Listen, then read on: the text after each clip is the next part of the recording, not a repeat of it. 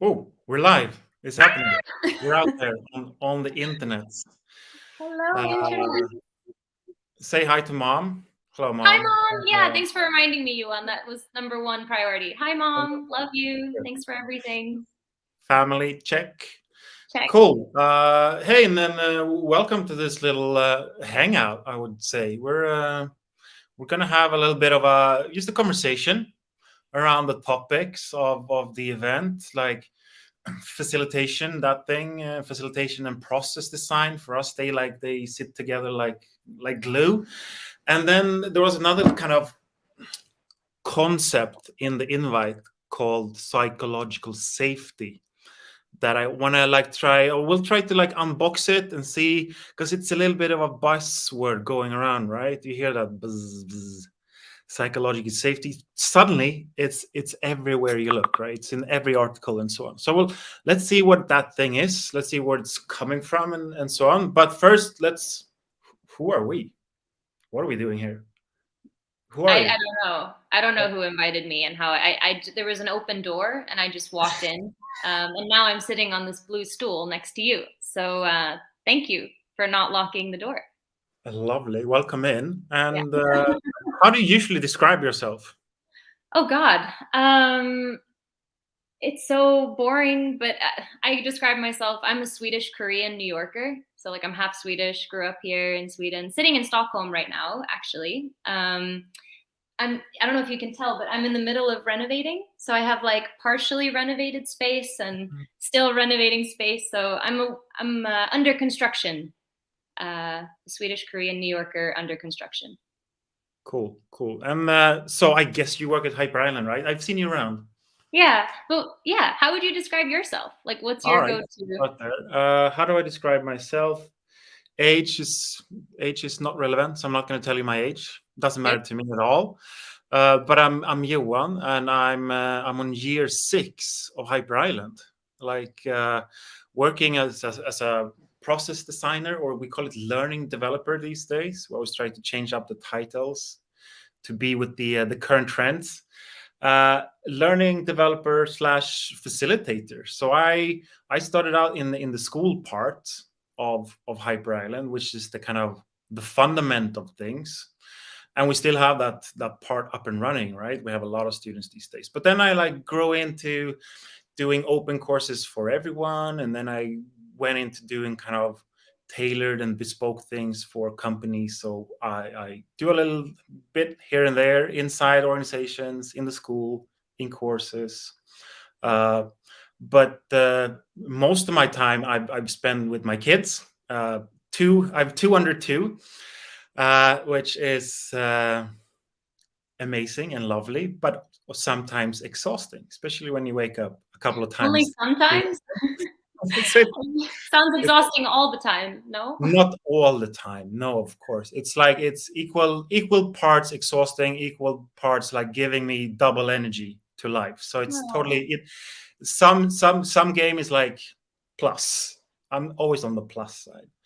And I used to be in like you. I used to be in Stockholm renovating apartments, but then I decided, okay, I'm done. I've done this. I've flipped two apartments. It's time for something new. So last week or the whole family relocated up to Östersund in Jämtland. So I'm gonna be one of those digital nomads, but kind of fixed, but skiing and then being on Zoom calls and trying to find a new balance in life. Yeah, Love it. that's I guess how I would describe it. You did such a much better job of actually linking to your job and what you do. Oh, I was just on a totally different planet no, talking that's a about question. I thought I'd start talking about my job, and I like, yeah, it was about me. But then I went back, so I think it worked out. hello in the comments. Hello, people That's from different nice, places. Matilda. Hello from Amsterdam. Amazing. We have people See from you. Brazil. I think I saw Vedran. Yeah, but I guess for me, I've been working with facilitation for a long time. I think I officially started in 2008, and my background was actually working with homeless individuals and exploring how to build community among homeless individuals in New York City. And facilitation was really the main vehicle for how to explore that. And then I ended up working in a lot of different places. Before Hyper, I was at 100 Resilient Cities, which was a program of the Rockefeller Foundation. And there we were working on big, like urban scale, thinking about resilience and how do you work across all the different departments? How do you think long term and short term? What do you need and who needs to be at the table? So facilitation from a very kind of big scale, and thinking through how do you reach the voices that don't typically have access to those tables, right, of conversation. And then now at Hyper, I've been working a lot with coaching, actually. So I've been coaching some of our clients, but also coaching students. And I'm, working in the school side of things where you were just talking about, Yuan, but also have my fingers and toes in different places and feeling the pulse of the organization. So super excited to be here to talk about one of my favorite topics of all time. I hope the audience is like ready for proper nerd, like geeky excitement. That's where I'm at, checking in. Cool. I just like, because it's so easy to get stuck like in a work context and facilitation. It's like productivity, efficiency, getting people to work smarter, faster, yada yada. But then you like, because I didn't know you work with homeless people in New York, and like, it's like it's a skill that transcends. Like it's a work skill, definitely, absolutely, but it goes a lot broader than that. And when you say that, like, yes, I use those skills at home. I think sometimes I try to facilitate like my family, and she like slaps me on the hand, like, no, don't facilitate me. I see what you're doing. But also like in hobbies and voluntary work and sport organizations. And I think the trickiest workshop I ever did, and I'm gonna throw this question at you in a minute, but the trickiest thing I ever did was like a football club. It was teenage boys. They were like 12, 13, 14, from a very different background than me, and we were going to try to get them like to reflect. And like we tried everything, but it just crashed and burned.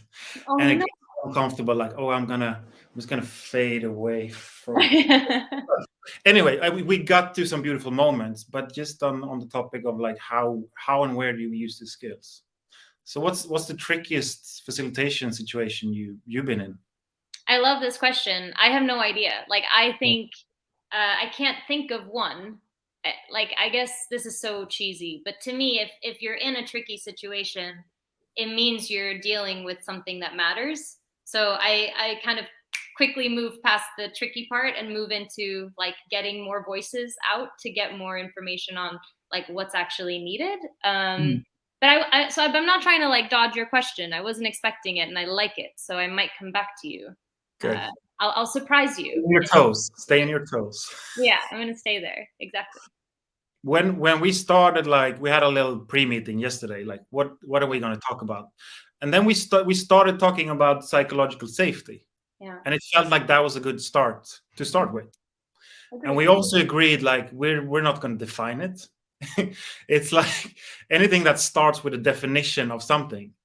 On Wikipedia, it says that psychological safety is A, B, and C. But I'm still curious, like we still need to put some words around the concept. Yeah. So I'm still, I want to hear more about your perspective. Like, what is it to you? How do you know that you are in an environment of psychological safety? Can you measure it? Where do you want to start?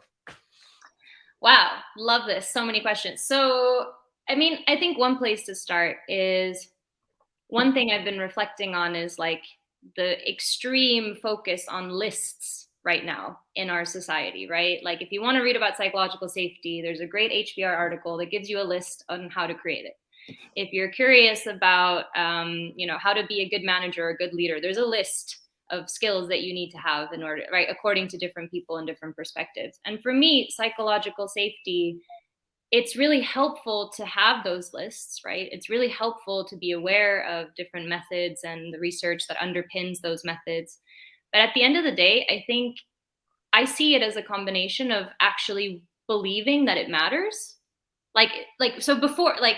we're talking about what is psychological safety, but in theory, right, if we drill down the definition to the essence of, do the people on your team dare to speak up? Like, are they afraid to say what they're really thinking, or do they put their thoughts out there? And does that then become part of how the group or the team or the system organizes around different values or tasks or things that they could be doing? So if that's just like, if we get that definition out of the way, I think if I don't actually care about the perspectives that people have, or if I don't actually believe that somehow if we put these intelligences together, we can achieve more together. If that is not a belief that I have, then psychological safety is an irrelevant topic. Like, I can read as many lists as I want and still get nowhere. And on the other side, I think psychological safety is, we talked about this a little bit yesterday, but it's not a final state. It's not like we're going to do all these different things to create this environment where everyone feels safe to speak up about anything at all times. Like, it has to serve a purpose. And in an organizational setting or a professional setting, if it's not clear what the purpose is of that particular group of people, or what is the purpose of unlocking that collective intelligence, or what's the purpose for this collaboration, then it's irrelevant, I think. But anyway, I don't know if that's a helpful way to kick us off. I'm not saying it's not relevant, but I think there's the step one of like, do you actually care? And do you actually respect the people that you've brought together? And do you actually have the patience and the courage and the bigger perspective to see conflict and tension and disagreement as a good sign, right? That's really what the psychological safety part is. Like, can we see it as a good sign that people are safe enough to say what they really think? And can we deal with the consequence of that? Like, actually using that to move us into a more innovative or more creative solution than we could have if everyone was quiet, sitting with their own thoughts, like sitting in a box. Yeah, because the feelings now with all these lists, it's like, it's just psychological safety is the ultimate goal, and if you have that, you have everything you need. But as you say, I mean, you need to have that deeper understanding and care. Like, I want to do this, but then also, and I now usually I go back to this the research that Google did this project Aristotle. They did a lot of kind of deep looking into like 180 of their top performing teams, like for 2 years. And as they do it, Google tried like to sort everything into boxes and nice rows and data and yada yada. And that's where they came up with that psychological safety. But they also saw a lot of other stuff, like you need to have that purpose as a team. Why are we coming together? Why do we exist? Why has someone put us, a group of people, in this room? And what are we here to solve? So some kind of purpose. And then you need to have accountability as well, right? Because if I don't feel that you have that investment in the team, why should I invest in like opening up and like creating some kind of psychological safety with you if I don't feel that you're also kind of committed to what we're doing? So just building on where you're talking about, like, it's not a fixed state and you need to have other balls in the air at the same time. But I totally agree that it comes high up on the list, right? Because if you get that thing right, you can deal with all that other stuff in a much faster and direct and a concrete way. Like, I don't have to play office politics and like think about, oh, how should I say this to you and how you're gonna like react to things. I can, at least for me, that's like value. If I can be really direct with people, then I feel like, okay, this is a good place. I don't have to. You must feel really safe with me, because you were extremely rude to me yesterday, and I was like, "What?" No, I'm just kidding. I'm leaning back in the sofa. I'm so relaxed with you. So I totally agree. But why am I seeing this phrase all the time now? Why is everyone talking about psychological safety at the same time? Yeah. What do you think? Thanks for asking. No, but I think two things. I think one thing is like the rise of neuroscience.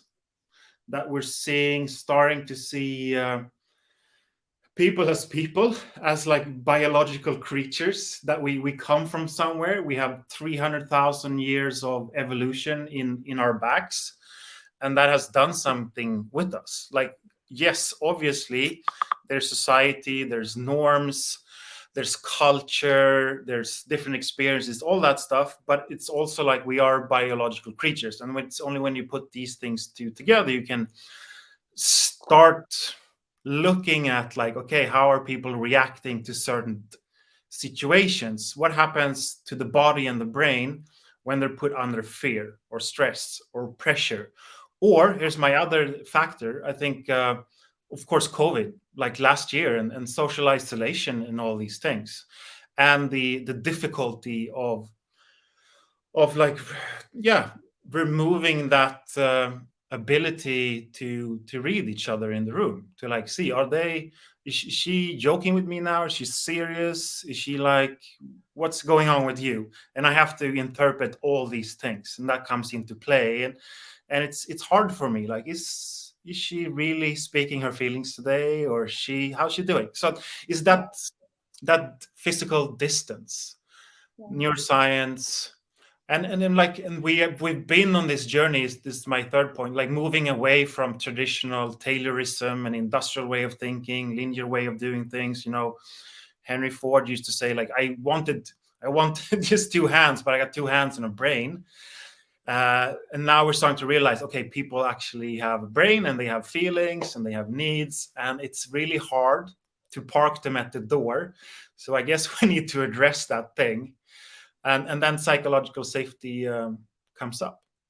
Yeah. So the changing stuff, as always, right? I'm not sure if it's going faster or slower. A lot of people on LinkedIn are saying it's so fast, but I don't know if we need to care about that. Neuroscience and the COVID crap thing, I guess, Yeah. put us there. So maybe it's a longing as well, right? Yeah. I want to go into work and feel I can put all my energy on the work and having a good time with whoever I'm working with, and not compete, fight, do all that stuff. Yeah. I guess. Yeah. And I mean, just listening to you, I think something that comes up for me is this concept of, like, do I feel safe?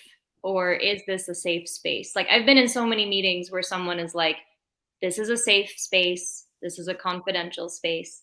And it really bothers me that I can't remember who said this, but someone said this in a meeting, and I thought it was so brilliant. So here I am crediting that person that I don't know. I'm so sorry. If you're listening, please take credit in the chat. I would love that. But someone said, and like, I was an observer in this scenario. I wasn't an active kind of like member of the discussion, but I was observing, and somebody was like, "Who are you to tell me that this is a safe space? Like, I decide if this is a safe space." And I think, going back to what you said before a little bit, where you were touching, I think, on like vulnerability, and touching on like asking people to bring and open up and, do all these things. It's being really cautious as a facilitator when opening those spaces, to make sure it's super clear, like, who gets to decide, right? Like, it's not the leader of the meeting or the team, it's not the facilitator, it's the person that is deciding if they want to share something or not. And I think on the psychological safety side, and linking it back to, like you said, these big trends that are shaping our conversation right now, and also like the work that we can do with that knowledge, acknowledging facilitation then is about creating an environment where it's clear for people that it's their choice what they choose to say. And it's over time, right? Like, it's not like a checkbox in one meeting where you're like, great, now we have psychological safety.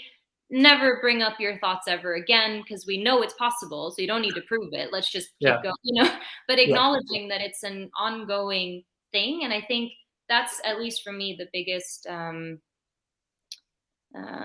the thing that's most alive for me in this topic is that it's a moving and like iterating and changing thing. It's not something you pin down or you say, now I've done it, but looking at those trends, like you said, whether it's neuroscience or whether it's what's going on with the pandemic, like like we talked about yesterday a little bit, like this term of the new normal. It's like, Mm, what about this is so new?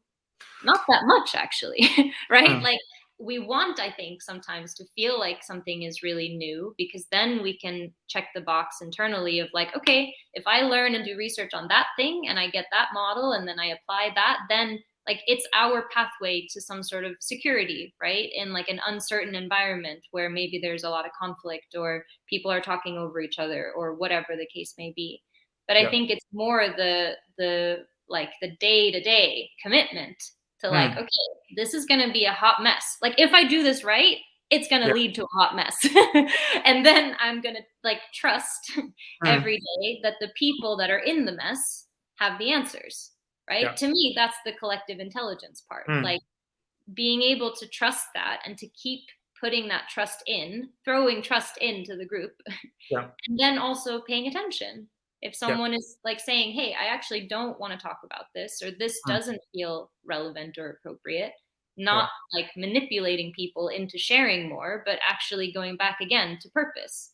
Yeah. Um, I think I was building on your point, but I apologize if I started. I'm just so excited about this. I don't. That's what I want. Like, So excited, calming down like, a little bit. I agree with you, but I have to say, but I have to say, but Yeah, I want to bring it back to facilitation. Uh, yeah, I totally agree. Like, it's not a fixed state, and you need to need to work on it, right? Because it's going to change. You need to have those glasses on to kind of take the thermometer, the temperature in the group. Like, what's shifting now? Are we still in a good place? But I don't think we need to do it all the time and every day. I like no, in my head as a process designer and facilitator, I like to, and then challenging you a little bit maybe on like yeah, not saying this is a safe space. I agree, it should come from them, but we also need a trigger. We also need something to spark that conversation. A lot of the companies I talk to, like, we're in this place, we want to get to that place. Everyone is talking around the psychological safety, but something needs to come in and trigger it, yeah. make it happen. And that's where I think, like, when we have the experience we have as practitioners in like trying to build psychological safety, I think it's important to point out that you don't need to talk about your feelings every day. It's like No, God, no, no, no, no. yeah, like do an Yeah, investment early on. Like if you're coming together as a new team, that's where I would take time out, invest. If you're an existing team and someone new comes in or someone leaves, like if something big changes, okay, guys, we need to come together again. We need to do an investment. We need to like sort out relationships, ways of communication, leadership, all those things that's going to be important to us. And then talk about who we are as individuals. Like, so that investment comes there because one of the backsides of hyper island is like sometimes it's too much talking and I want to get to the doing. So like you agree, right? oh yeah, no, I think it's hilarious that you think you're disagreeing with me on this. No. Yeah, But yeah. No, I I'm adding on things. the thing Yeah. is like what I was talking about, the everyday part, and Mm, it might have gotten lost because I said a lot of things, but the part I was speaking to was like commitment mm. to whatever the purpose is that you're trying to That achieve. needs to be there. Yes. And then facilitation is one resource or like Mm, one approach that you could use. But sometimes it's not about facilitating, it's about being super directive, right? You might have a role where you're the actual authority that's on the hook for something. That's not mm, the moment to pretend like you're just an observer in the background, like asking people to mingle. Or so I completely agree. But to me, this is the distinction between facilitation as an idea that's nice to read about and facilitation as a skill, because I uh, think the real skill is knowing the difference, like mm, knowing when is the right time to do what. And the reason I put so much emphasis on the people in the room is to say that's where you find out what is relevant, right? Because like it's for who at the end of the day, or what is it, like the bigger purpose. So completely agree with you. And I mean, just to be super transparent right now, as like real people that are also practicing this day to day and that work in an organization that is investing a lot to try and share these skills and share these methods that can be so transformative, like that doesn't mean it's perfect in mm. house. Like I've been a part of experience, because when I joined hyper, I didn't know hyper existed. Like I'm one of the weirdos that would just like, again, this door just happened to be open and there was a blue stool and I just like walked in and I was like, oh. but yeah, I think sometimes I see myself with that a little bit like an outsider perspective, because I came into this from the side in a way. But I think that's a really big risk, is that if too much emphasis is put on the like emotional side of things, like it shouldn't, that's not the point. Like in a way it's the point, because like you said in the beginning, or when you're strangers and you don't know how your work connects to each other, you don't know if you're a team, you don't know what you're meant to achieve, of course, like linking back to what are my values, like what has shaped me, like why is this the way that I think we should move forward on this particular project or whatever, like super relevant. But if that becomes like a habit, or where people start to almost like long just for the like emotional Mm, connection part, mm, um, I think it can cause harm, because then you lose the context, the larger, like the why and the purpose behind what we're here. And I think yesterday you said something that stuck with me, like, and it's so basic, right? But what did you say? Like private, personal, and professional.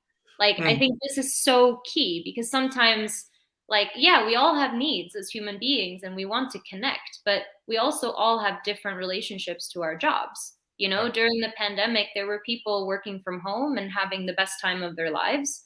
And then people working from home, maybe in really unsafe environments, right? Like where actually home is the last place that they feel safe being. Or Mm, people that are at home but are completely overloaded with what home means, which is to care for family, or what, like it could be so many different things. mm, So kind of having that in the background of like, you don't know what someone is going through. And it's not like your right to know, right? no. Like that is their decision to let you into that. But to make it clear, like the frames around, you know, actually having a deeper conversation about some of the behaviors that I show when I'm under stress, that's Mm, useful.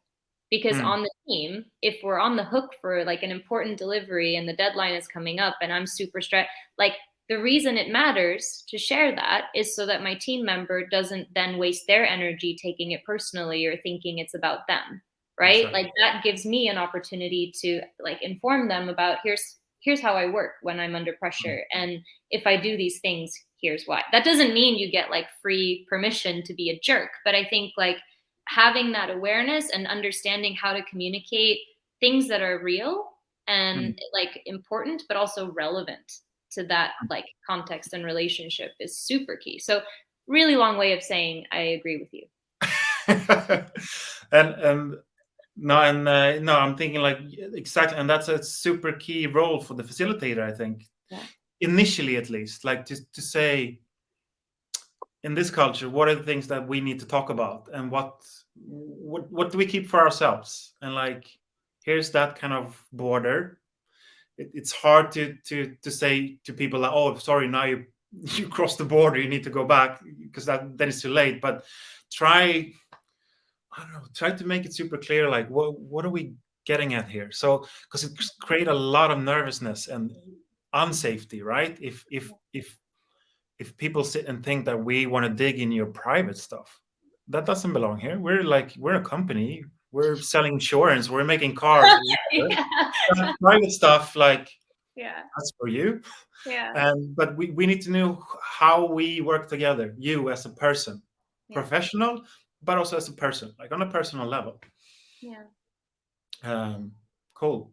And in a way, I think it's a beautiful invitation, right? Because it's saying like, yeah, here we work together at this insurance company. Sorry, I don't know why that made me laugh. I just love the idea of you and me like being trusted to deal with insurance related. When I'm I'm on like, that's the last person I would call. stage, we'll take care. We pay for us. Yeah. But I think it's a beautiful invitation to say, like, yeah, these are our roles and here's what we're trying to tackle. But here is a moment where I acknowledge that you're a whole person, Mm, has mm, like experience before this particular job, or has mm, hopes about what you want to do after this particular job. Like yeah. these things are like, you know, it's not our right to know them as team members, but if we understand them and we can meet people there, then that gives us a different lens. So like one example I have of how this is like relevant is I ended up in like it wasn't a conflict, but kind of a conflict in a scenario where it was with a person that I'd worked near, like around for, I don't know, 2 years or something, but I'd never had a conversation with this person, like one-on-one. And then it wasn't until the conflict that we're like having our first one-on-one conversation.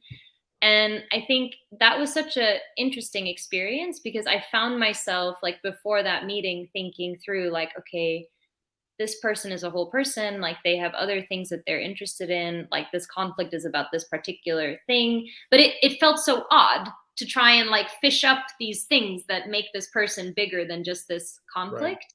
And that was a interesting learning for me because I think when you're in an organization or a company, like you don't necessarily talk to everybody and you don't know when one day you're going to end up in a strange situation with someone else, right? So I think at an organizational level, the psychological safety piece is if there are like moments built in to how the organization actually functions where people have a reason to bump into each other as humans working toward the same mission, because there's less pressure in that space, right? Like facilitating that type of space is very different, where people are not on the hook to deliver something, you know, together the next day, but are just in the same system, right? Right. Like, so I think the combination of like, I see three parts. There's like the personal level, like how do I process and deal with things that I disagree with in the place where I work, which I think is healthy, right? Like we're not trying to go in a cult direction. Like we want people to question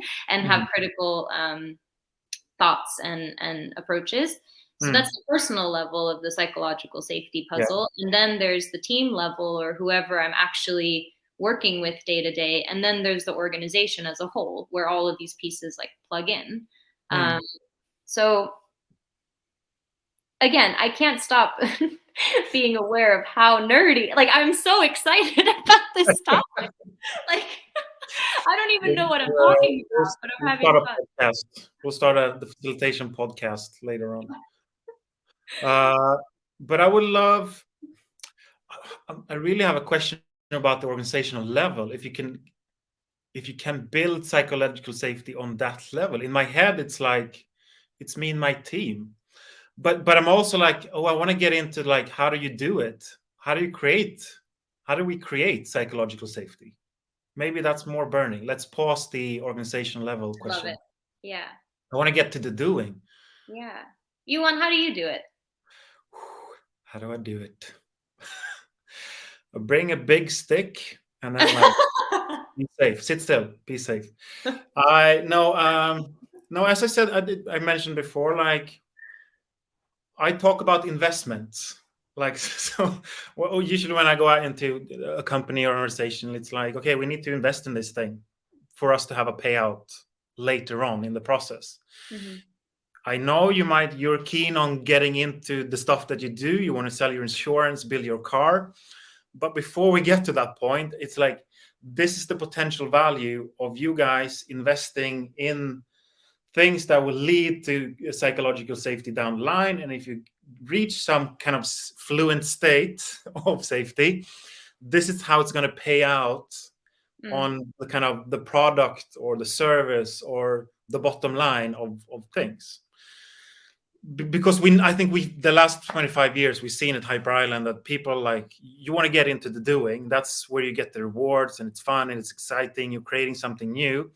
You don't want to like, let's take 2 days and sit and talk about how we're going to do this. You want to get to the doing. But so education for me comes in really early and like, why are we needing to do this? So there's a little bit of, I don't know, I can grab them and create that little space for them to invest. Because I think people like to invest. Like there's a payoff at the end.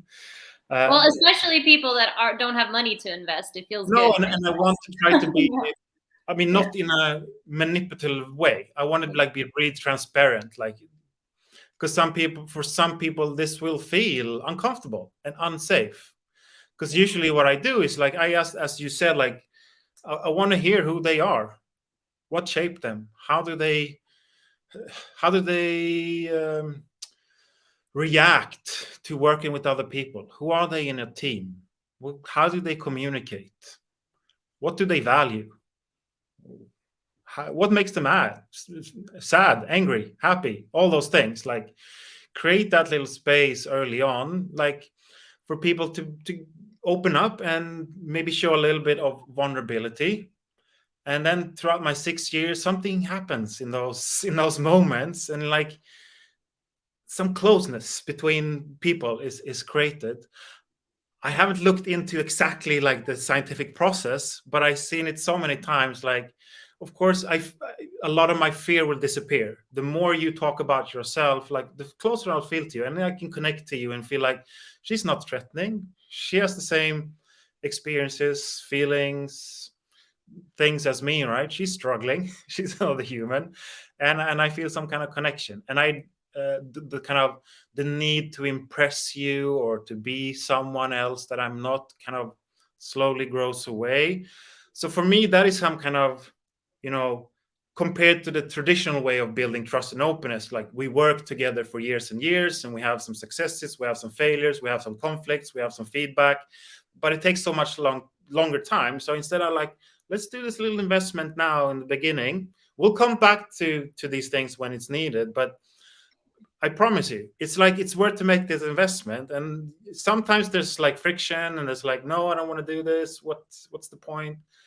But usually, in the end, like at the end of that course or that delivery, like, aha, now I see that thing led to this thing that helped us create that thing. So it actually served the purpose. It was the investment was worth it in the end.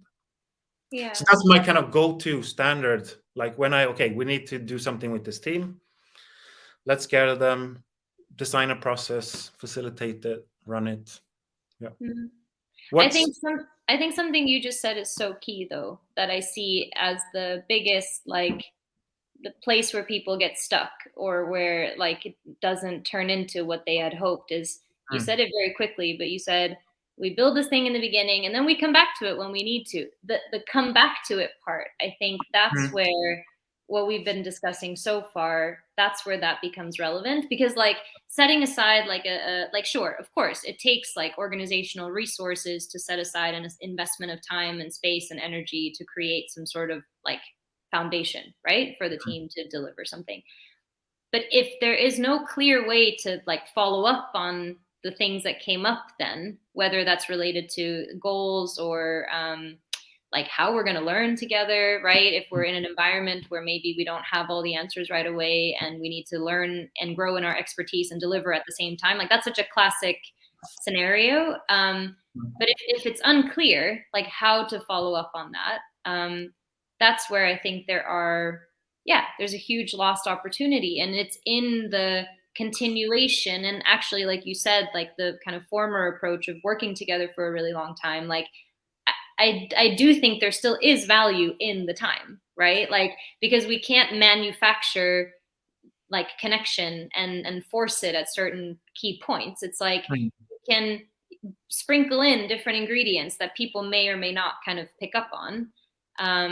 But then I think as the facilitator of a process in particular, if you're dealing with a group of people, or if you're a manager of a team, right, and you want to take a facilitative approach to your leadership style or whatever it is, like actually taking the responsibility and taking the time of understanding like how do these different pieces fit together from a growing, like if you see it as an organism that's growing Hmm. and evolving and developing, like what are those key touch points that you can't map them out on a calendar necessarily on day one. But if you Hmm. build that into, and this goes back to your question at the organizational level, like what's the Hmm. structural space that you create for those things to keep evolving. Otherwise, it just becomes like a nice shared memory. Like, oh, Right. remember you on that time when we like shared everything about our lives, and then I didn't see you for like I think yes and basically like yes. Yeah. So what I'm hearing is like one level is like setting those expectations as a facilitator early on. Like we're at the start of a process. Mm, We don't know what the goal looks like, but we're gonna need to get together and invest and or take time out to actually continue and like just keep things alive and keep exploring and deal with the stuff that comes up when we when we hit that bump in the road, because that's really when it's needed, right? That's also why you invest in things, because when it's crunch time and things starts to fall apart, people stop communicating, like, yeah, you do their own thing, and that's where you like, okay, here's something going on, we need to do another like stop and kind of realignment, culture check, Yeah. another investment. Is that's what I'm hearing, or? 100%. And I think that's where having access to different tools, and different methods and different research becomes so critical. Like I think it's in those moments when you're like, okay, I see that this is a time where something is needed. I don't exactly know what. Then you can pull from that toolkit or whatever you want to call it, right? Where you are aware of different ways to organize and facilitate meetings or conflict or whatever, get some inspiration, turn back to facing the situation you're in and saying, okay, how do I bring in like interpretations and perspectives from the people in the room and also tie this together with what I've learned about facilitation or methods. Like, I think that's one of the biggest things, like, because early on when I started working with facilitation, I didn't have this like super neat toolkit of, 50 methods that I could just pull out of a hat and go, like I was building each one by myself step by step, like not even really knowing like what to call the different things. And so, and that was really valuable experience, right? But that's very cost heavy.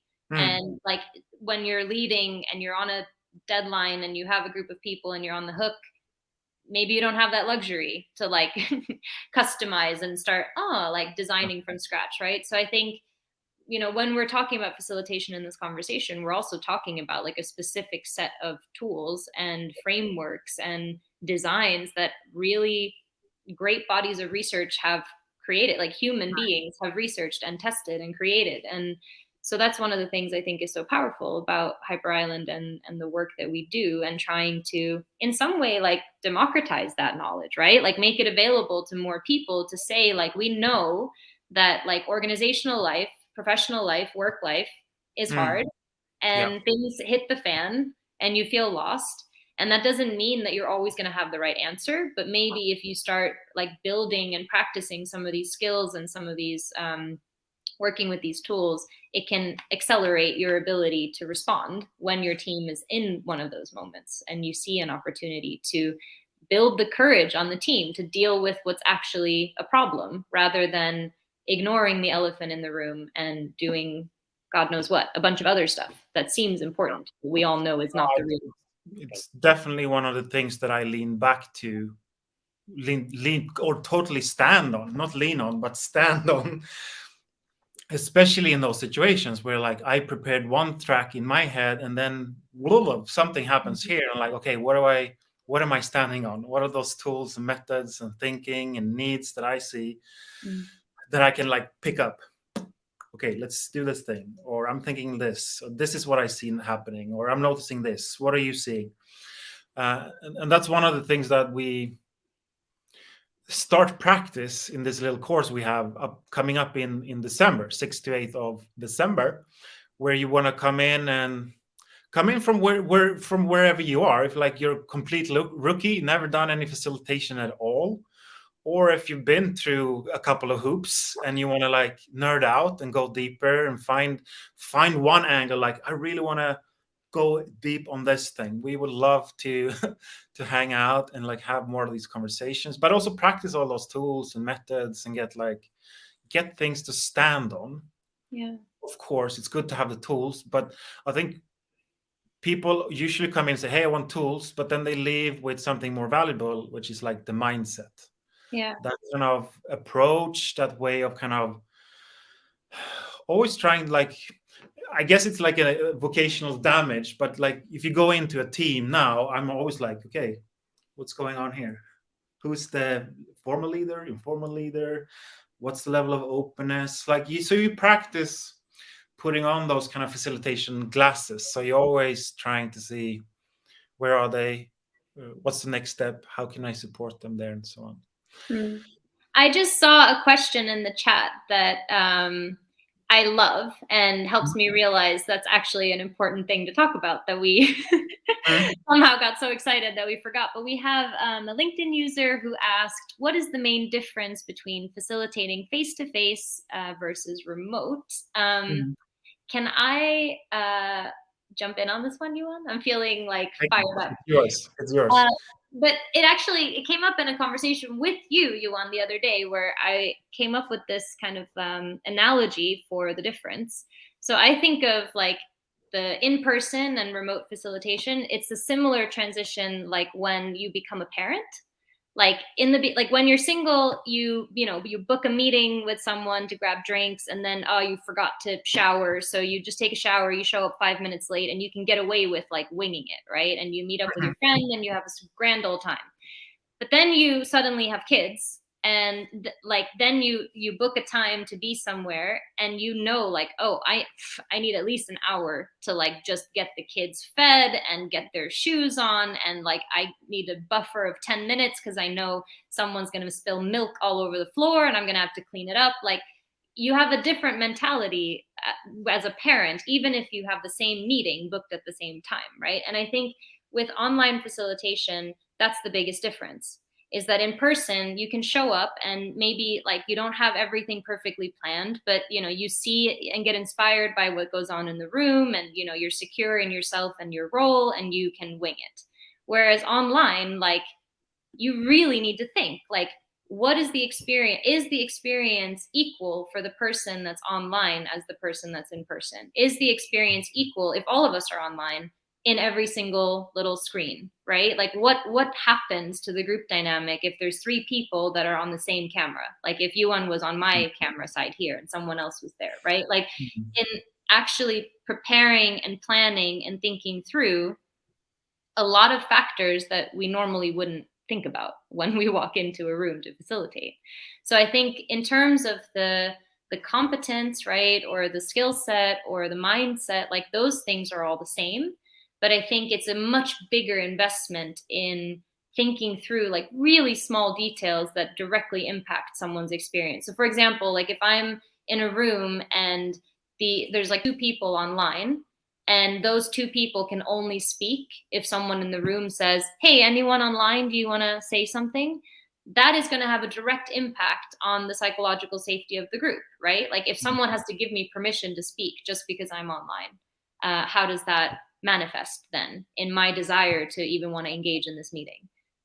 So I think that to me is the biggest difference. And then there's a ton of like technical stuff we could talk about, like different tools and like how to make the most of breakout rooms, and using different tools online like Miro or Mural or whatever. Like there's a whole technical conversation that we could have. But I think from mindset, like really thinking about not just your own experience or the experience of the people that are physically there, but really considering, and if that means that you need to pick up the phone and call the person who's going to be dialing in from the camera, or like who's not going to be in person, to really get a sense of like, what are their priorities? What do they see for this meeting? It means doing extra legwork so that you can have what you need to be equipped to facilitate. Yuan, what are your thoughts on this question? No, I want to ask you as well, like, do you do something different when you communicate? Like, are you a different facilitator online versus offline? Yes. Primarily, I do this a lot online. These are tiny little hearts. It's a very Korean thing to do. Okay. But I do little like symbols, and I've become a big clapper. Ah, I, yeah, but you need I to don't show, know. right? Yeah, like, but I think without realizing it, like finding small ways to like with my body on this little screen, like communicate with people. Like I'm here with you. I hear you. Your voice matters. Like those things I think are different. But maybe I clap in person too, and I just didn't have a mirror in front of me the whole time. You see yourself. What about What's you? better? What is better online? Like, what's the pros? I feel like I've spoken so much. I want to know what you think, and I can build. I guess for some people it could probably feel more secure. Like there's some distance. Yeah. Because I've noticed like people that are coming in from very different walks of life or geographical places, they come together and I'll do a workshop in 2 hours and they feel like, okay, here's just a place happening right here now.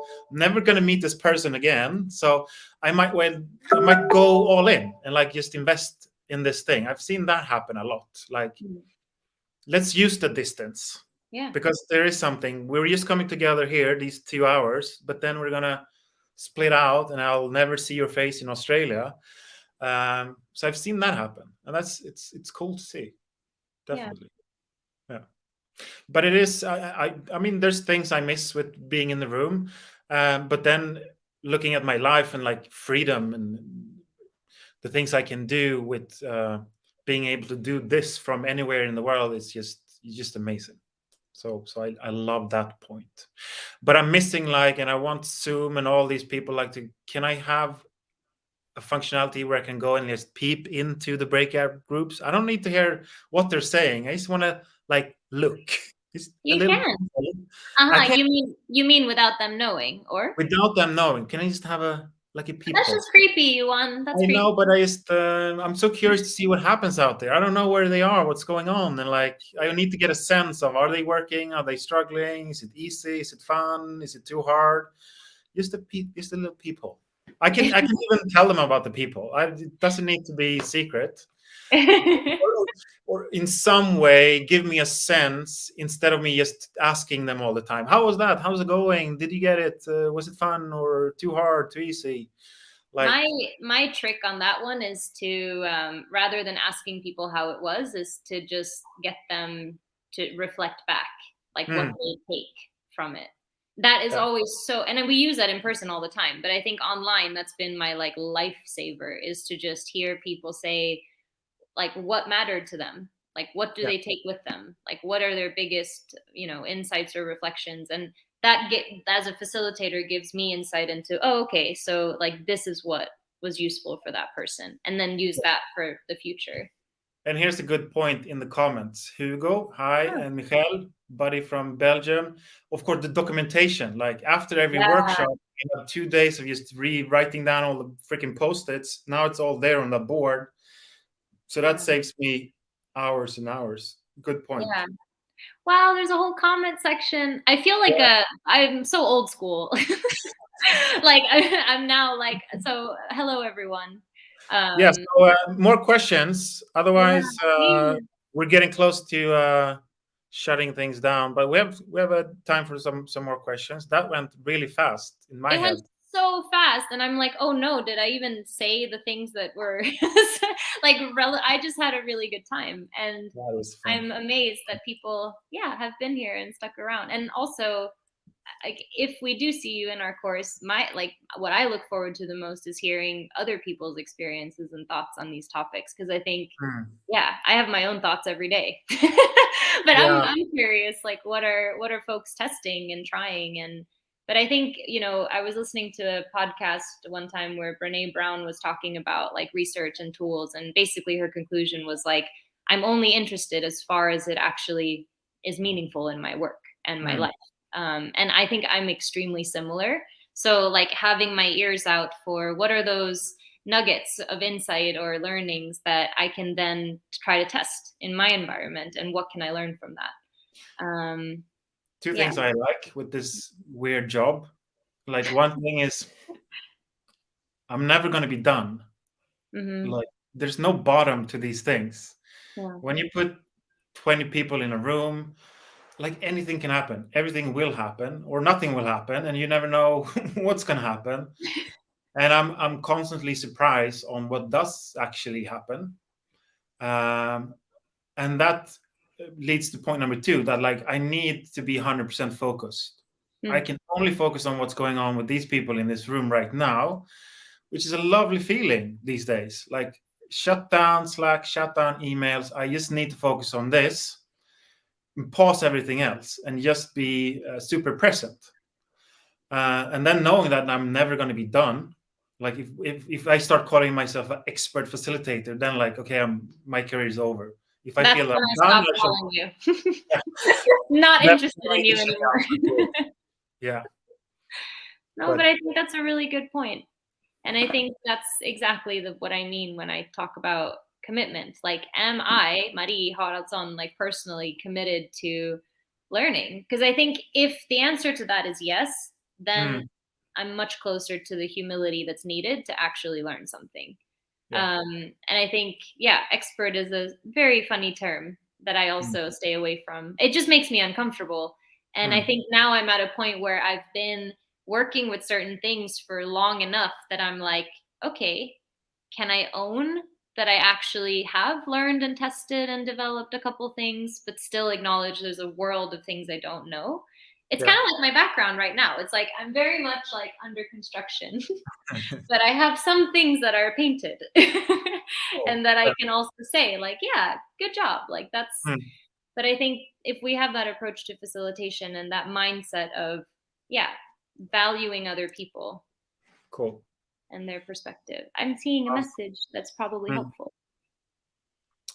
Oh yeah, this is great. So this course that we mentioned in December, I will be there. Super excited to meet you if you're interested to join us. But it's for everyone or anyone. So you can be like completely new to facilitation and just be curious about it. You could be someone who maybe is an expert facilitator and wants to keep practicing and practice in a neutral space where you're not on the hook to deliver necessarily, but you're there with like-minded people who are also testing and are curious and are playing with different tools and approaches. So yeah, everyone is welcome. And we will touch on like remote collaboration, like what are the differences, what are some tools, things to keep in mind, getting the kids dressed before you leave the house. What are those things? But then also grounding it in the fundamentals of facilitation, which is mostly born out of the face-to-face environment. Yeah. And actually something I've seen throughout the years, like you go to this course, you're super excited, but then you come back to your own reality and it's hard, like, okay, where do I start? How do I do this thing? And like for the people who come like 2 or 2, or they come 3 people, actually like it helps you because you've developed a similar mindset and language. So go ask your manager to say, hey, I want to bring my whole team to this thing. Yeah, no, it's really true. Yeah. I feel done. I'm exhausted. I'm just getting started. Like I'm about to pour some whiskey, like have a neat whiskey ready for me. Round 2, like get a fire going. Like I'm just getting started. But okay, fine. We can stop. Okay, one last question. Max Hansson, what's the definition of facilitation for you guys in comparison to leadership? Ooh, no, that question is too good. And we have too little time. Yeah. What's your fast answer? Okay. So my favorite definition of leadership right now is from the adaptive leadership framework. And in that space, leadership is action that mobilizes people toward worthy challenges. And that's how I see facilitation. It's action, right? Like we can talk all day, we can think all day, but it's action, and it's about mobilizing people together to do something that's worthy. Yeah. Yuan, what's yours? No, and here comes the classic quote from Rodrigo. Facilitation is the art of leading people through processes towards agreed upon objectives in a way that encourages participation, ownership. Super interesting. Yes, you need to have it. And creativity from all involved. Thank you so much, Rodrigo. I think that's an amazing, good way to shut this down. You are so done with this conversation. You're like, time is up. I gotta go facilitate in another hour, so I gotta save some of my energy because I have people paying me. So I gotta save a little bit of my energy for those people as well. Yeah. Thank you everyone for listening. I'm so humbled for hanging out. Audience. Yeah. Tune into our podcast. Someone actually invited us to a podcast. What? Okay. I got his name. We'll do that. Yeah. Much love. And otherwise, just check out Hyper, the website. You get more information there, and a lot of our nice colleagues are there to answer any questions you might have as well. And I think we're going to share a recording of this, so you can just put it on repeat in the background all day. Yeah. Oh.